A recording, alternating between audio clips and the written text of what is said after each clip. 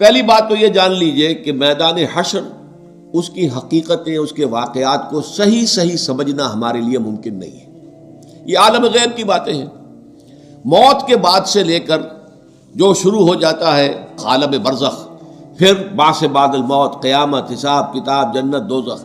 اس کی جو بھی ہمیں معلومات قرآن میں دی گئی ہیں بس اس پر اکتفا کرنا چاہیے،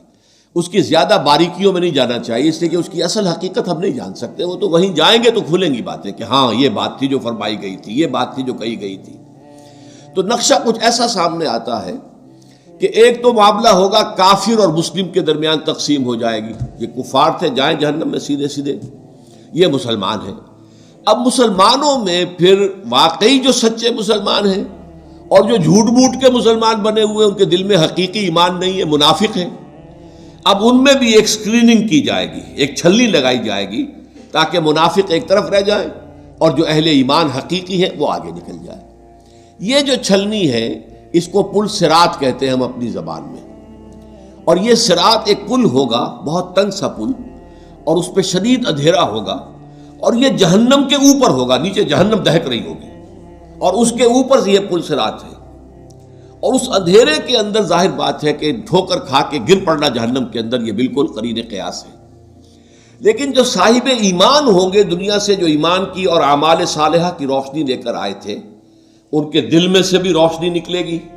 اور اعمال صالحہ کا کمانے والا یہ داہنا ہاتھ ہوتا ہے، داہنی طرف سے بھی روشنی نکلے گی۔ اس روشنی کے اندر وہ پل کو دیکھتے ہوئے راستہ طے کر کے اور وہ جنت میں داخل ہو جائے گے۔ لیکن جن کے پاس وہ روشنی نہیں، نہ ایمان تھا نہ اعمال صالحہ تھے، وہ جو ہے وہ ٹھوکریں کھائیں گے، گریں گے اور جہنم میں نکل جائیں گے۔ یہ ہے جسے ہم عام اپنی زبان میں پل، تو اردو کا لفظ عربی میں تو نہیں ہے، پل صراط ہم جس کو کہتے ہیں وہ یہ ہے، اور اس کا نقشہ جو ہے دو جگہ کھینچا گیا ہے۔ اہل ایمان، دل کا ایمان ہے تو دل سامنے سے اس کی روشنی ہوگی، اور اگر داہنی طرف جو ہے اعمال صالحہ ہے تو داہنی طرف روشنی، دونوں جگہ پر۔